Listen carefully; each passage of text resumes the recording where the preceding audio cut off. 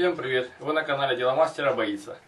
Сегодня я покажу вам, как можно приготовить мидий и рапанов в домашних условиях. В прошлом видео я показывал, как можно их поймать, а теперь я покажу, как их приготовить, потому что не каждый знает, как их правильно сделать, чтобы они не были жесткими. Итак, берем мидий и приступаем к работе.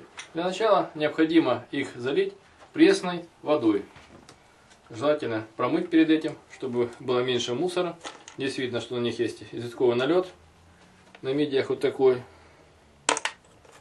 И у нас такие рапаны. Их тоже так просто не останешь, нужно только проварить. Заливаем их холодной кранной водой.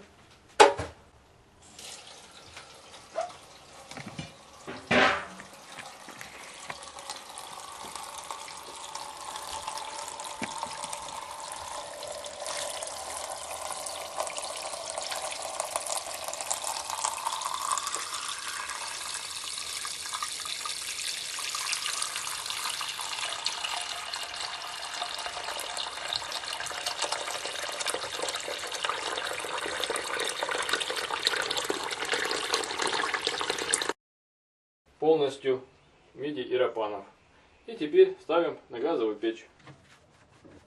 В отличие от раков, их можно вложить сразу в холодную воду, не ждать, пока она закипит.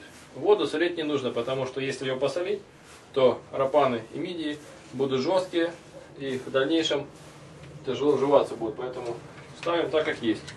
Теперь осталось дождаться момента, пока они закипят. 2-3 минуты будет кипение. И после этого приступим к дальнейшей их обработке. Прокипели мидии с рапанами 2 минуты.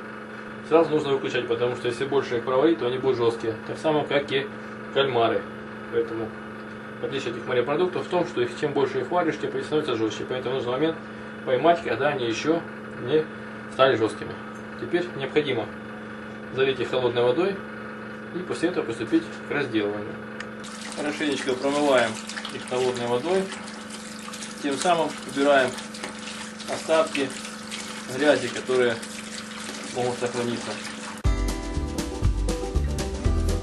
Здесь то же самое принцип вареного яйца.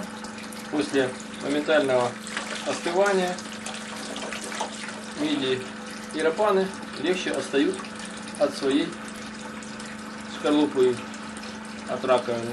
Вливаем воду.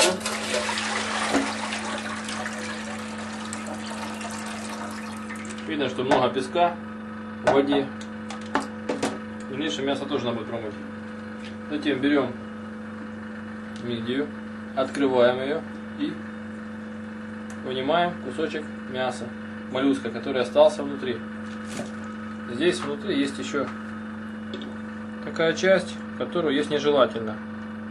Они есть чистые, а есть с мусором, по-моему. Вот это вот нужно убрать. Грязную сердцевинку. Это их пищеварительный тракт. И в итоге остается чистое мясо моллюска, которое можно в дальнейшем готовить. Вот оно имеет такой внешний вид. Промываем после этого и можно сложить в отдельную емкость. Здесь может быть еще внутри трава. Ее также необходимо удалять, потому что это не очень вкусно. Я ловил покрупнее мидии для того, чтобы легче было их разделать, потому что с мелкими очень много мороки. Также внутри вот может быть всевозможный песок, который на зубах будет скрипеть, поэтому его нужно удалять обязательно.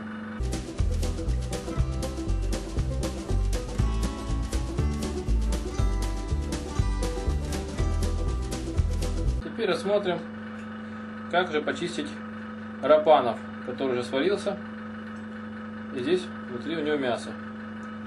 Для того, чтобы его достать со своей раковины, необходимо взять обычную вилку побольше и, зацепив за краешек наколов, потянуть. И видно, что оно вынимается целиком или не целиком, в зависимости от того, какой на плотности, сколько именно творилось. Здесь внутри остался кусочек еще пищеварительного тракта, но нам уже это не нужно. Отлаживаю в сторону. Здесь необходимо удалить защитную пластинку, которой она закрывается внутри. Удалить кишечник и желудок. Вот оно видно, которое находится в задней части. Это несъедобно. И взяв нож, поскоблить пятку, которой рапан присасывается к камням и к дну. После этого необходимо хорошо промыть мясо.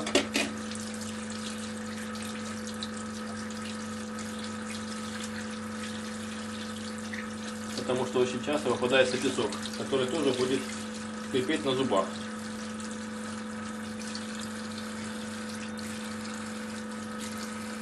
И вот очищенный рапан имеет такой внешний вид. Теперь можно приступить к дальнейшей его обработке.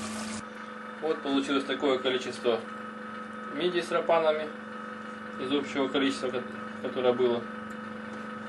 Раковины, панцири отдельно, их можно выбросить. Теперь необходимо мясо еще раз хорошенько промыть. И после этого можно это мясо заморозить, в дальнейшем использовать уже по мере необходимости, или же приготовить сразу. Теперь с этих моллюсков можно приготовить вкусный плов, если у вас есть такое желание. Единственное отличие от мяса свинины в том, что нужно добавлять их уже в самом конце, когда плов почти готов, и буквально за 2-3 минуты до окончания его варки добавляются мидии с рапанами. Можно обжарить с луком на сковородке и в качестве гарнира добавлять к макаронам, картошке и прочим основным блюдам. Это очень универсальное и калорийное блюдо, тем более насыщенное хорошо йодом, солью.